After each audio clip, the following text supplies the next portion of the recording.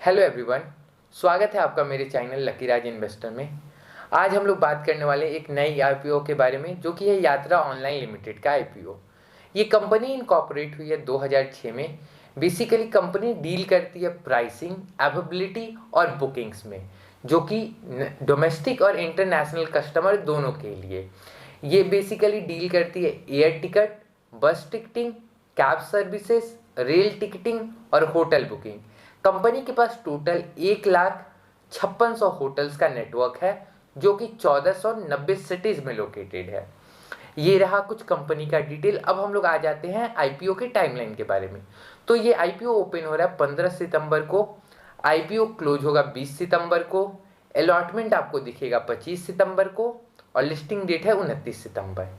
Retail category में minimum जो आप एक लॉट 105 शेयर के लिए अप्लाई कर सकते हैं, जो कि है 14,910 रुपये। मैक्सिमम आप 13 लॉट के लिए अप्लाई कर सकते हैं, जो कि है 1,365 शेयर का, जो कि है 1,93,830 रुपये। आईपीओ के पहले प्रमोटर का होल्डिंग है 98.59%।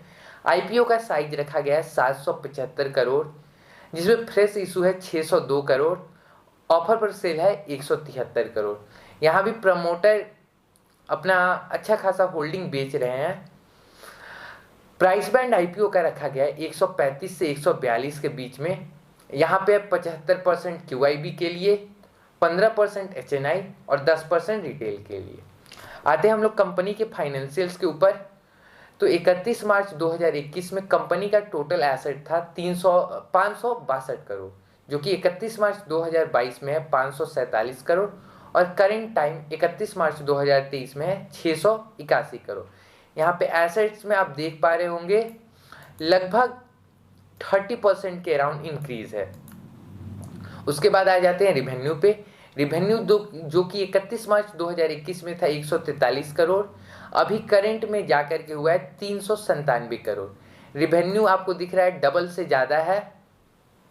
प्रॉफिट आफ्टर टैक्स, जो कि यहाँ पे इस आईपीओ का सबसे निगेटिव पॉइंट हमें दिख रहा है, जो 31 मार्च 2021 में था 118 करोड़, जो कि निगेटिव है, माइनस में इन्हें लॉस हुआ था। 31 मार्च 2022 में ये लॉस जाकर के आया 30 करोड़ पे और 31 मार्च 2023 इस करंट ईयर में कंपनी को 7 करोड़ का प्रॉफिट हुआ।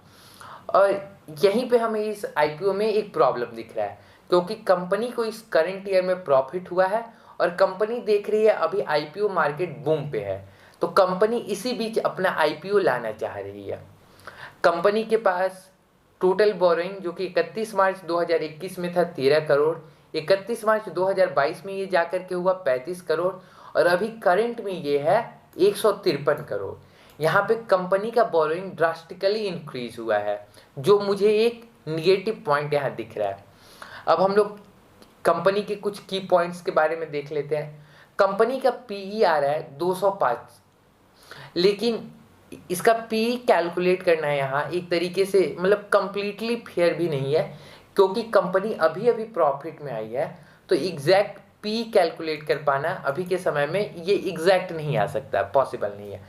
कंपनी का मार्केट कैप है 2,228 करोड़ का, रिटर्न ऑन इक्विटी है 18.1, जो कि एवरेज है। Return on capital employed 26%। Company का डेब्ट टू इक्विटी रेशियो है 0.9। अर्निंग पर शेयर हमें निकल कर आ रहा है 0.69 और रिटर्न ऑन नेटवर्थ है 4.50। बेसिकली ये एक एसेट लाइट बिजनेस है। कंपनी का जो बोरोइंग है वो उतना वरीड होने वाला चीज़ नहीं है, क्योंकि एक बार ये बिजनेस सेटअप हो गया, ये सॉफ्टवेयर का बिजनेस है, तो इस बिजनेस में आपको बस जो भी आपका खर्चा आएगा वो customer acquisition, advertisement and all those purposes के लिए। तो यहाँ पे एक बार अगर कंपनी वेल इस्टेब्लिश हो जाए तो ये तो घट सकता है। कंपनी का नेक टू नेक कंपटीशन है इज माई ट्रिप, जो हमें दिख रहा है रिसेंटली जो लिस्ट हुई है मार्केट में, इसका प्राइस टू अर्निंग है 56। इज माई ट्रिप का ईपीएस है 0.77, जो कि इससे बेटर दिख रहा है। रिटर्न ऑन नेटवर्थ है 36.21। कंपनी बेसिकली इस आईपीओ का ऑब्जेक्टिव क्या है, तो कंपनी का ऑब्जेक्टिव वही सेम है, कंपनी का विजुअलिटी बढ़ाना, customer acquisition, strategic investment. Company का दूसरा ऑब्जेक्टिव है कंपनी टेक्नोलॉजी ग्रोथ करना चाहती है, कंपनी डिफरेंट कंट्रीज में अपने आप को एक्सपेंड करना चाह रही है, और बाकी जनरल कॉर्पोरेट पर्पस। तो एक तरीके से मतलब इस आईपीओ में मुझे रिस्क दिख रहा है। अभी आप इसका देख पा रहे होंगे तो अभी करंट में इसका ग्रे मार्केट प्रीमियम 5% के अराउंड चल रहा है, मतलब यहाँ पे हमें लॉस होने के भी चांसेस है। और मुझे दूसरा कंसर्न इनके रिवेन्यू और इनके फिगर्स में दिख रहा है, जो भी इनके पास बोरोइंग है, प्रॉफिट करंट ईयर में इन्हें हुआ है, और ये करंट ईयर में हुआ है, और ये अभी आईपीओ ला रहे हैं। शायद मेरे हिसाब से ये इनके लिए सही समय नहीं था आईपीओ लाने का। They have to wait for few quarters. तो मेरा ये ओपिनियन रहा, और thank you for watching my video. अगर आप लोगों को मेरा कंटेंट पसंद आ रहा है तो प्लीज़ चैनल को लाइक करें और सब्सक्राइब करें। Bye bye.